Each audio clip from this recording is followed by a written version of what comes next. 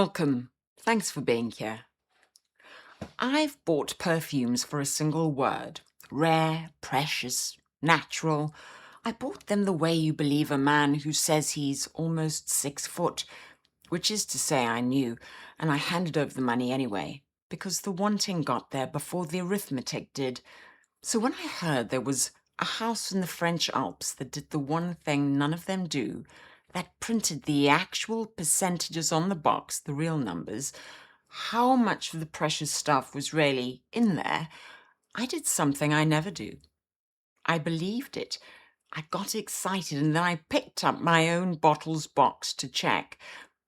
There are no numbers on my box. This is the story of the most honest house I own and the number that turned out to be everywhere except the one place I went looking for it. And here's what you get if you stay. 7 bottles, all 7 of the ones I own from this house, opened and worn on this skin in real time, one at a time. A Chypre that hides the one ingredient its whole genre is built on down in the real small print. A leather made by a woman the house has quietly stopped naming.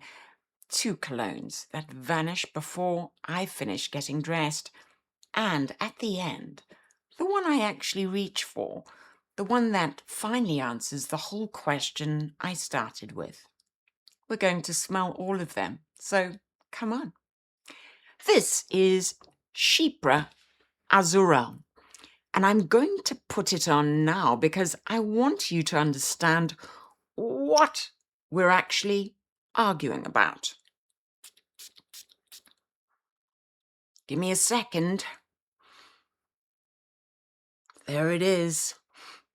That is a whole orange, grated, 3 feet from your face. Not orange the candle, not orange the fizzy drink, the real fruit. All of it at once. The sweet juice, the sharp oil that sprays out when you tear the rind, and the bitter white pith underneath the skin.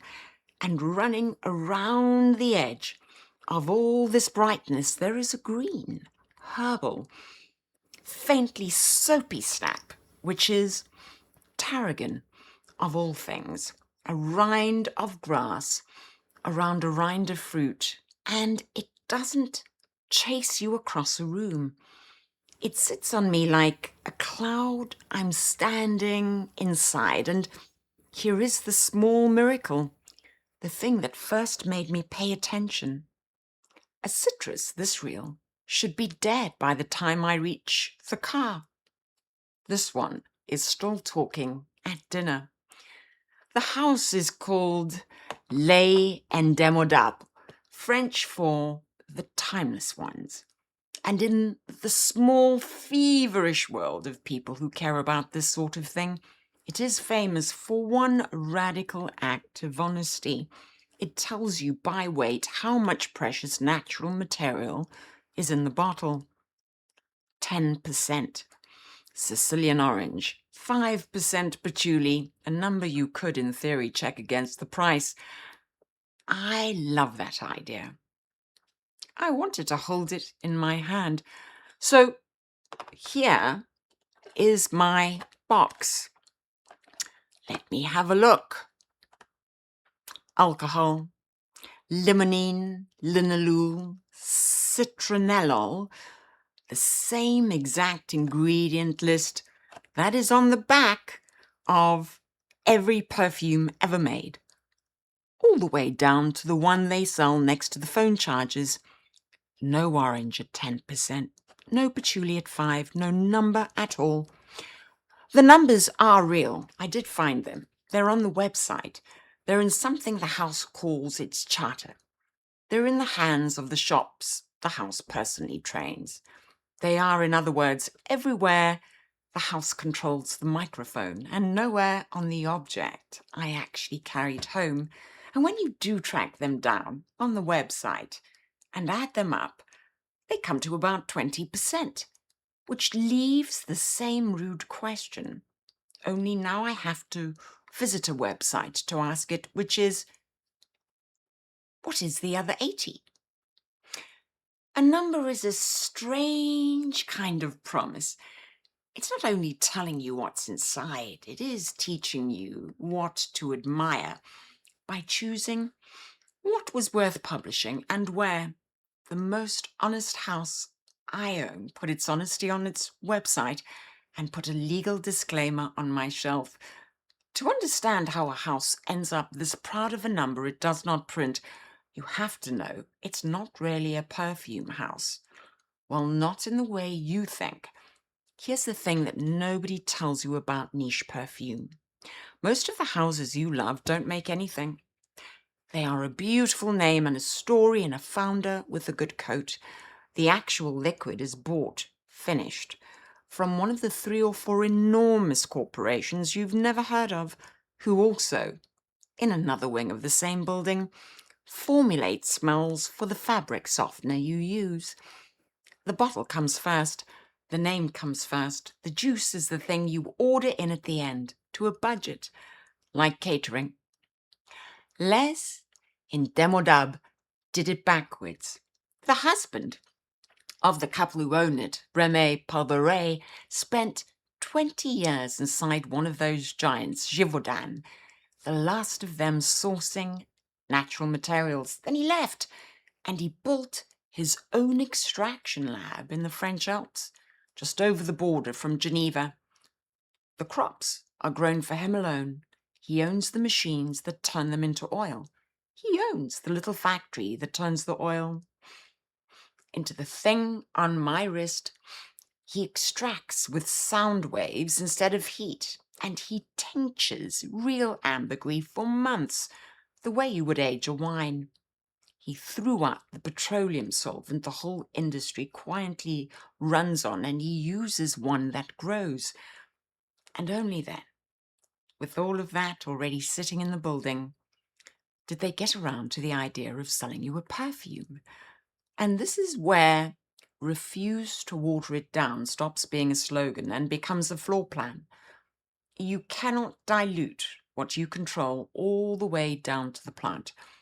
The number they are so proud of is believable for one very boring, very structural reason. They own the thing, the number counts, which makes it stranger, not less strange, that the number never made it onto the box.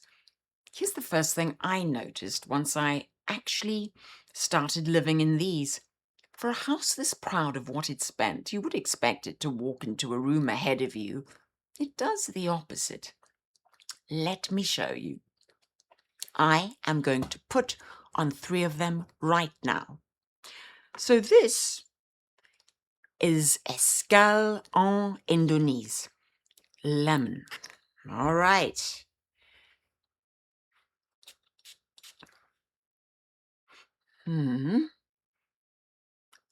Lemon, and then more lemon.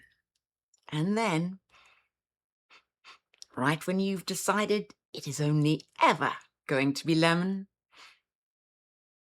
a thread of something salty slides in underneath, like the air of a warm dock. And that is real ambergris, the house tinctured for months. It is genuinely lovely. It is also a cologne that means the word. Give it an hour, and it's a rumour. I spray this after a shower, knowing full well it will be gone before my hair is dry. And somehow, I keep doing it.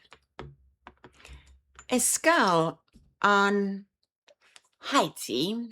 Let me put it over here.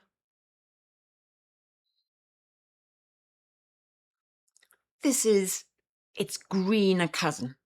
It has bergamot at the top, and then a Haitian vetiver that smells of cut grass and clean, wet earth.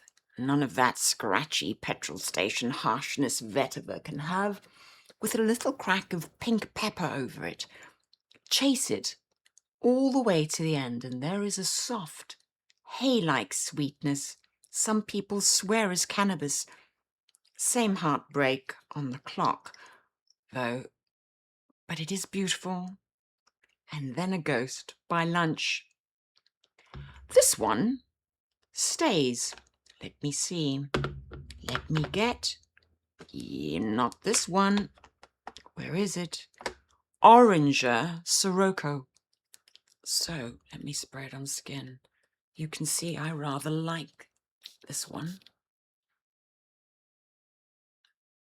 Oh, it's a whole cloud of orange blossom. It's dense enough that you could walk through it with a dry cinnamon tucked so far underneath, you almost miss it until the very end, and then it wakes up and it warms the flower from below, and it never travels more than, I'd say, 6 inches from around my own wrist, and every note is exactly, precisely where it should be.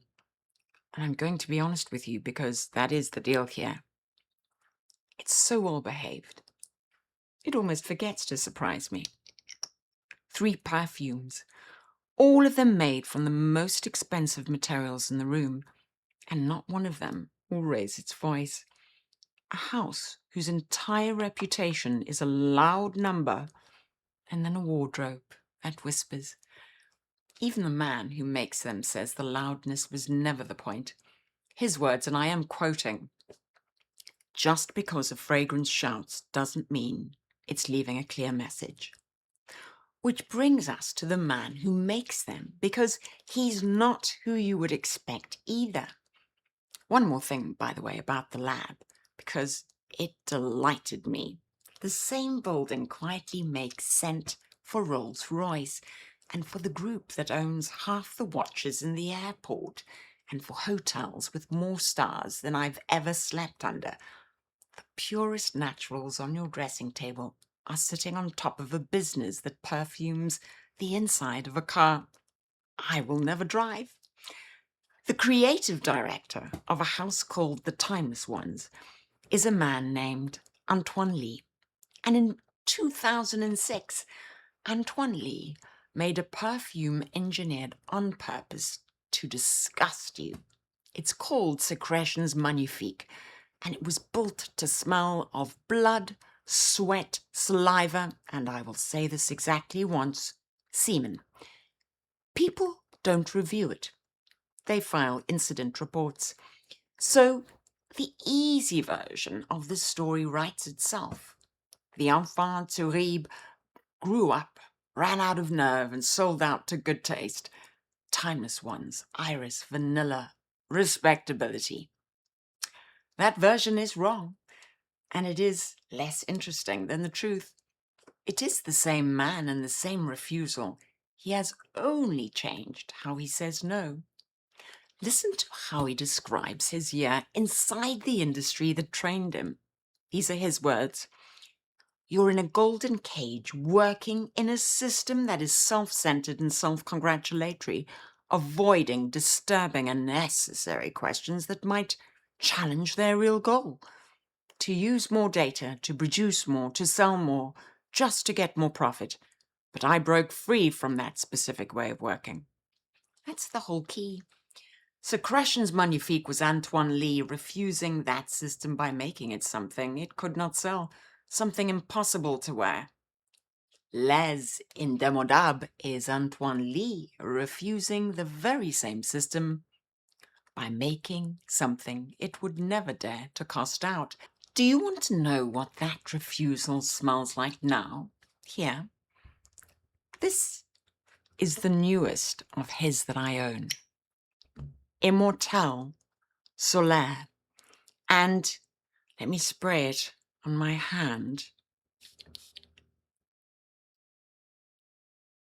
It is the most fun series perfume on my tray. It opens darkly caramel like someone burning brioche in a sunlit kitchen.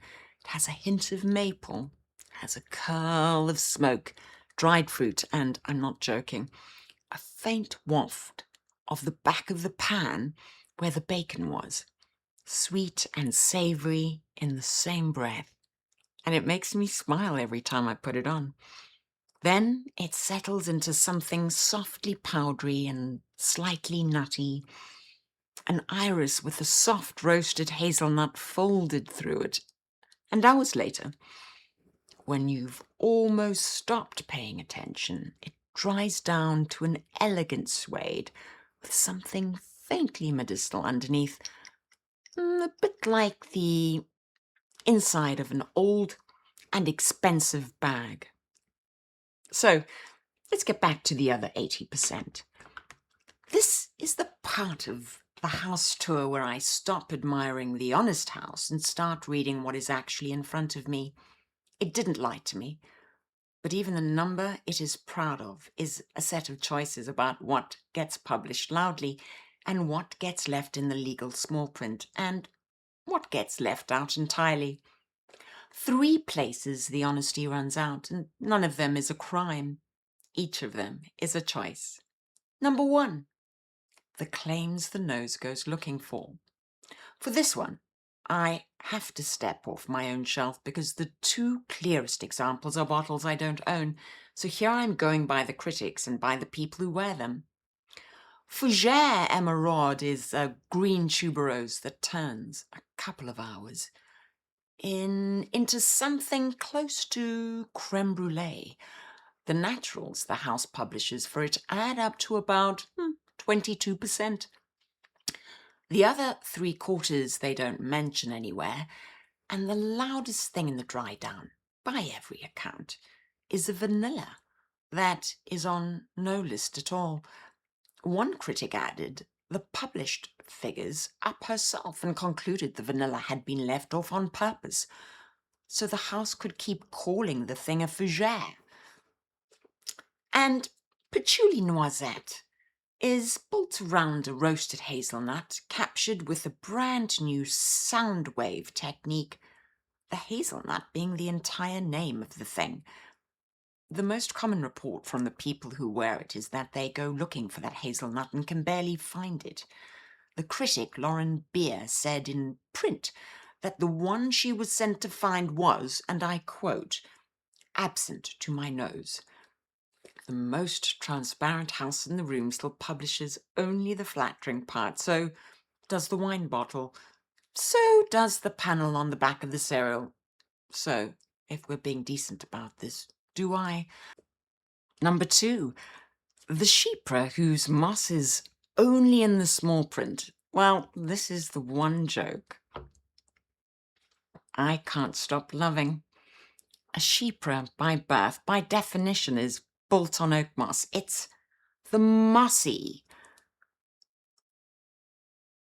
damp forest floor the whole genre stands on. So look at the proud list. The one on the website, the Grand Cru naturals they want you to read. Orange patchouli, cedrat rose. No Oakmoss anywhere in it. The backbone of the entire genre has been faked, very cleverly, with patchouli and a little Alpine tarragon doing an impression of the real thing. And it works. You smelled it work at the top of this video with me. Now, here is the part I didn't expect. Remember the box? The one with no percentages on it, right? If we look over there, the one thing it does is carry that boring legal list the law forces onto every perfume. And if you read it down in the tiny type, there it is. Avernia, Prunastri, Oakmoss, the real thing present at the restricted trace level the law allows. Read that back slowly. The list the house wrote itself, the proud one, leaves the moss out. The list the law forced onto the box puts it back. The only honest word about the Oakmoss in the Chypre is the one they didn't publish. Number 3, the name that's on no list at all. This is the one that stayed with me, and it is the best perfume I'm going to show you. So, well, is it the best? It's definitely one of them. So let me actually wear it, and I'll spray it on this hand. This is Cuir de Chine. For the first stretch, there is no leather here at all, whatever the name promises. It's apricot. It's not apricot the air freshener, it's apricot the real fruit, in 3 states at once. The tart green skin, the sweet juice that runs down your wrist, and then the soft fuzz of that peel. That is osmanthus. It's a flower that's decided it would rather be a fruit. And then, about half an hour in, here is the turn. The fruit darkens, and a soft suede walks in behind it. The exact smell of the driving gloves in an old sports car. A little sweaty, a little animal. Keeps shifting depending on how I hold my wrist. Suede 1 second, worn car seat the next, with a rather indolic jasmine slinking around underneath. And it does stay close, secretive, almost nothing from across the room, and then dense and alive the moment someone leans in. So I wear it, I love it, and the 4 perfumes this house launched with back in 2016, this leather among them, were composed by a woman. Her name is Florence Fouillet-Dubois. You will struggle to find that name anywhere in the story the house tells now, which is all Antoine Lie. And it took me an embarrassingly long time to learn whose hands had made the thing on my own hand. The house will publish the birthplace of a flower. It will not publish the name of the woman who made the perfume. I came to catch a house lowing, or should I say lying, and I found one telling the truth more plainly than any of its rivals, and still, like every single one of us, choosing what to publish loudly, what to leave to the law, and whose name to leave off the page. This is where I land, and it took me this whole bottle to see it. Everything this house is proud of, and look at the dent, all of it is out there on a website where anyone can read it without ever opening their wallet. The one place it is not is the box in your hand, which tells you almost nothing. The law didn't force it to say. And the perfume itself tells you even less. This is Vanille Havane. This one I actually reach for quite often, as you can see, and I saved it for last on purpose. Now, let me find somewhere I haven't sprayed. I think it's going to have to be here. And let me put it on.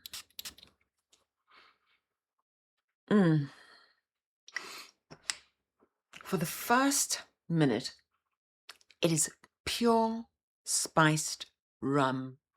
It is very dark and very boozy. It's the smell of a heavy glass in a room with the blinds half down, and then